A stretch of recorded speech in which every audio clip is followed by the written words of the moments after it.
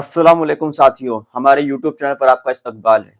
साथियों, महाराष्ट्र विधानसभा चुनाव हो चुके हैं और कल इस चुनाव का रिजल्ट आना है।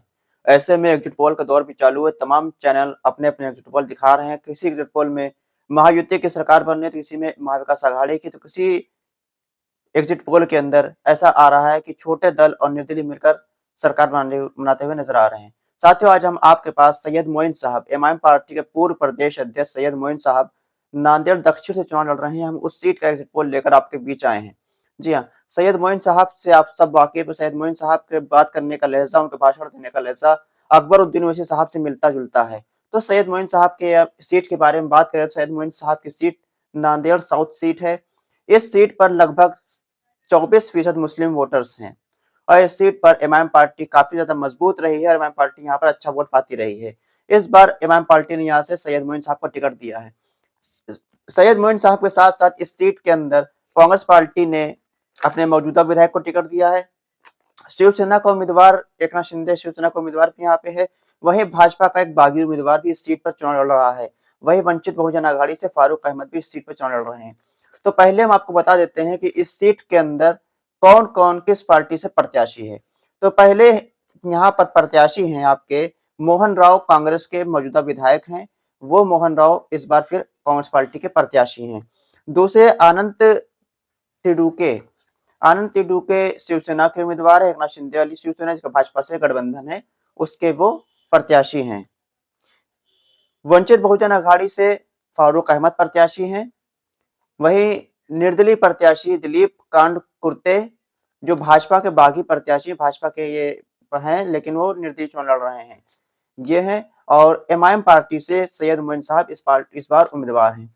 वहीं अगर हम बात करें 2014 के अंदर, तो 2014 विधानसभा चुनाव में यहाँ पर एमआईएम पार्टी ने सैयद मोइन साहब को टिकट दिया था और सैयद मोइन साहब को यहाँ पर 34,000 वोट आए थे, लगभग 34,000 वोट आए थे और इस सीट पर सैयद मोइन साहब शायद 9 से 10,000 वोट से चुनाव हारे थे।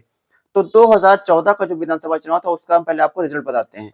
2014 विधानसभा के अंदर शिवसेना के हेमंत पाटिल यहाँ से चुनाव जीते थे, जिनको 45,000 वोट मिला था। दूसरे नंबर पर रहे थे बीजेपी के दिलीप कांड कुर्ते जो इस बार निर्दलीय लड़ रहे हैं, इनको 42,000 वोट मिला था। तीसरे नंबर पर सैयद मोइन साहब थे जिनको 34,000 वोट मिला था। यहाँ पर 9,000 10,000 वोट से सैयद मोइन साहब पीछे रह गए थे। वहीं कांग्रेस पार्टी से ओम प्रकाश थे जिनको 31,000 वोट मिला था। वहीं बीएसपी से अनवर जावेद थे जिनको 4,000 वोट मिला था। तो इस सीट के अंदर सैयद मोइन साहब बहुत अच्छा चुनाव लड़ रहे थे। ये सीट पर एमआईएम पार्टी बहुत मजबूत स्थिति में है। वहीं 2019 के अंदर जब चुनाव हुआ तो इस सीट के अंदर कांग्रेस पार्टी ने मोहन राव को टिकट दिया। मोहन राव ने इस सीट पर जीत हासिल करी, उनको 46,000 वोट मिला। दूसरे नंबर पर निर्दलीय प्रत्याशी दिलीप कांड कुर्ते रहे जो इस बार भी निर्दलीय प्रत्याशी हैं। 2014 के अंदर भाजपा के प्रत्याशी थे, उनको 43,000 वोट मिला। शिवसेना तीसरे नंबर पर रहे राजश्री पाटिल जिनको 37,000 वोट मिला। फारूक अहमद वंचित बहुजन आघाड़ी के प्रत्याशी जिनको 26,000 वोट मिला। और एमआईएम पार्टी ने इस बार साबिर चौस को टिकट दिया था। सैयद मोइन साहब की जगह साबिर चौस यहाँ पर चुनाव लड़े थे। साबिर चौस इतने मजबूत उम्मीदवार नहीं थे, इस वजह से यहाँ पर एमआईएम पार्टी को वोट कम मिला। यहाँ पर सिर्फ 20,000 वोट एमआईएम पार्टी को मिला था। और इस सीट के अंदर फारूक अहमद मुस्लिम प्रत्याशी और साबिर चौस मुस्लिम प्रत्याशी 20,000 और 26,000 मिला तो 46,000 वोट बनता है। और जीतने वाले प्रत्याशी मोहन राव भी 46,000 वोट ही पाए थे। यहाँ पर एक मुस्लिम प्रत्याशी होता तो इस सीट पर मुस्लिम प्रत्याशी के जीतने के चांस बहुत ज्यादा बन सकते थे। और इस बार की अगर हम बात करें तो इस बार कांग्रेस पार्टी ने अपने मौजूदा विधायक मोहन राव को टिकट दिया है। शिवसेना एकनाथ शिंदे आनंद तिडुको को टिकट दिया है।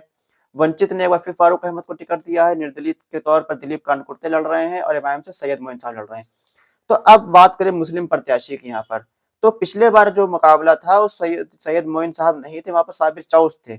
साबिर चौस की राजनीतिक स्थिति इतनी अच्छी नहीं थी जितनी अच्छी सैयद मोइन साहब की है। सैयद मोइन साहब महाराष्ट्र के अंदर मजलिस की नींव डालने वालों में से एक हैं। मजलिस के लिए वो काम कर रहे हैं। 2014 के अंदर बहुत अच्छा चुनाव लड़े थे वो। इस बार फारूक अहमद जो पिछले बार 26,000 वोट पा गए थे, वो इस बार इतना वोट नहीं पाते हुए दिख रहे क्योंकि सैयद मोइन साहब एक मजबूत चेहरा है। यहाँ पर मुसलमानों में सबसे ज्यादा वोट सैयद मोइन साहब को ही मिलता हुआ नजर आ रहा है। वहीं बात करें, 3 हिंदू प्रत्याशी यहाँ पर मजबूती से चुनाव लड़ रहे हैं। एक कांग्रेस के मौजूदा विधायक, दूसरे शिवसेना एकनाथ शिंदे के प्रत्याशी, तीसरे दिलीप कांड जो निर्दलीय प्रत्याशी हैं लेकिन वो भाजपा के कार्यकर्ता हैं। यहाँ पर ये 3 हिंदू प्रत्याशियों का वोट अगर बराबर से बढ़ जाता है तो यहाँ पर सैयद मोइन साहब को अगर मुसलमानों की तरफ वोट मिल गया तो सैयद मोइन साहब इस सीट जीत सकते हैं, इस सीट पर सैयद मोइन साहब कामयाब हो सकते हैं। लेकिन वंचित बहुजन अघाड़ी के फारूक अहमद जो हैं, उन्होंने अगर पिछले बार जो 26,000 वोट लिया था, अगर इस बार उन्होंने 15 या 20,000 वोट ले लिया, तो इस सीट पर एक बार फिर से कोई मुस्लिम प्रत्याशी नहीं जीत पाएगा। क्यों? क्योंकि यहाँ पर मुस्लिम वोट सिर्फ 23%, 24% है। यहाँ पर एक मुस्लिम प्रत्याशी ही चुनाव लड़े तभी यहाँ पर कामयाबी मिल सकती है। हाँ, हालांकि फारूक अहमद को अगर 10 या 11,000 वोट मिलता है, उस वक्त सैयद मोइन साहब के चांस बन सकते हैं चुनाव जीतने के। सैयद मोइन साहब को सिख समुदाय का भी अच्छा वोट मिला है, उनकी अच्छी पकड़ सिख समुदाय के अंदर है। दलित समाज के अंदर भी अच्छी पकड़ इमाम पार्टी के, दलित समाज का वोट भी इमाम पार्टी को मिला है। साथ ही साथ मुसलमानों का ज्यादातर वोट इमाम पार्टी को मिला है। तो अब ऐसा हो सकता है कि इमाम पार्टी इस सीट के अंदर कुछ करिश्मा का दिखा दे, कुछ करिश्मा हो जाए, 3 जगह बहुसंख्यक वोट बढ़ जाए और मुसलमान वोट एक तरफा सैयद मोइन साहब की तरफ आ जाए, तो ये सीट पर सैयद मोइन साहब चुनाव जीत सकते हैं। वरना अगर वंचित बहुजन अघाड़ी के प्रत्याशी फारूक अहमद इस सीट के अंदर अगर 15 या 20,000 वोट लेने में कामयाब हो जाते हैं, तो इस सीट पर एक बार फिर से मुसलमान विधायक जिताने का सपना सपना ही रह जाएगा। तो साथियों, एआईएमआईएम पार्टी के तरफ से सैयद मोइन साहब की सीट नांदेड़ दक्षिण, इस सीट का सर्वे आज हमने आपको बताया। इस सीट के अंदर कैसा राजनीतिक समीकरण है, कितने प्रत्याशी हैं, कौन से प्रत्याशी ने कब जीत हासिल करी, किस प्रत्याशी को कितने वोट मिले, सब हमने आपको बताया। तो साथियों, अगर आपको किसी और सीट के बारे में जानना है तो आप कमेंट बॉक्स में आप उसका नाम, सीट का नाम दे दें, उसका सर्वे हम आपको भी बता देंगे, कमेंट के रिप्लाई में बता दें या फिर हम वीडियो बना के बता देंगे। साथियों, उसके साथ साथ हम बताएं कि कल रिजल्ट आने वाला है। कल सुबह 8 बजे से काउंटिंग चालू हो जाएगी वहां पर, और उसके बाद जो वेबसाइट होती है, आपकी इलेक्शन कमीशन की वेबसाइट होती है, उसमें 9 बजे पहला अपडेट आता है। जी हाँ, उससे पहले जो 8 बजे जो चैनल वाले दिखाया करते हैं कि फला पार्टी आगे, फला रुझान में ये आगे, वो सब फर्जी होता है, उसका कोई वजूद नहीं होता। जब इलेक्शन कमीशन 9 बजे अपना पहला आंकड़ा जारी करता है, तो ये लोग 8 बजे किस तरह से अपना रुझान देने लगते हैं कि ये पार्टी इस जगह पर आगे चल रही है। तो इस चीज से आप होशियार रहिएगा, खबरदार रहिएगा। 9 बजे से पहले किसी भी रुझान को भरोसा मत करिएगा। 9 बजे आप इलेक्शन कमीशन की वेबसाइट पर जाकर ec.nic पर जाकर आप रिजल्ट देख सकते हैं। किसी भी सीट का चाहे उस सीट का रिजल्ट आप देख सकते हैं वहां पर सर्च कर कर। उस सीट का रिजल्ट आपको 9 बजे पहला रुझान आ जाएगा। उसके बाद हर घंटे, आधे घंटे में रुझान वो अपना जितने भी चरण हुआ करते हैं उस चरण के हिसाब से वहां पर रिजल्ट अपडेट हुआ करता है।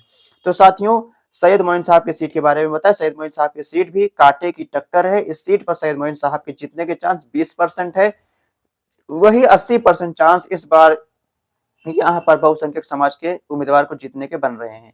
अगर यहाँ पर फारूक अहमद ने, वंचित के उम्मीदवार ने यहाँ पर अगर 15-20,000 वोट ले ले, तो यहाँ पर सैयद मोइन साहब चुनाव जीतने में कामयाब नहीं हो सकते हैं।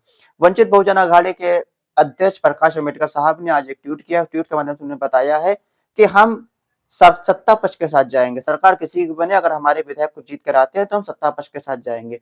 तो ये बात उनको चुनाव से पहले करनी चाहिए थी, क्योंकि मुसलमानों ने पागलों की तरह उनको वोट किया है। मुसलमानों ने उनको वोट भाजपा को हराने के नाम पे दिया है। अगर भाजपा को कल को भाजपा की सरकार बनती है, तो क्या प्रकाश अम्बेडकर साहब भाजपा के साथ भी जाने को तैयार है? इस बात का जवाब फारूक अहमद, जो उनके प्रत्याशी थे, वो दें, या फिर जो मुसलमान रहनुमा जिन्होंने वंचित बहुजन अघाड़ी के तमाम प्रत्याशियों का समर्थन किया था, वो भी इसका जवाब उनसे ही लिया जा सकता है। साथियों, हमारे चैनल को सब्सक्राइब कर ले, वीडियो लाइक करें, वीडियो को शेयर करें, ताकि बाकी लोगों को पता चले सैयद मोइन साहब की सीट पर इस बार कैसे समीकरण बन रहे हैं, वो सीट चुनाव जीत रहे हैं या हार रहे हैं, ये बात वो जान सके। साथियों, एक बार फिर से गुजारिश है, हमारे चैनल को सब्सक्राइब कर लें। खुदा हाफिज।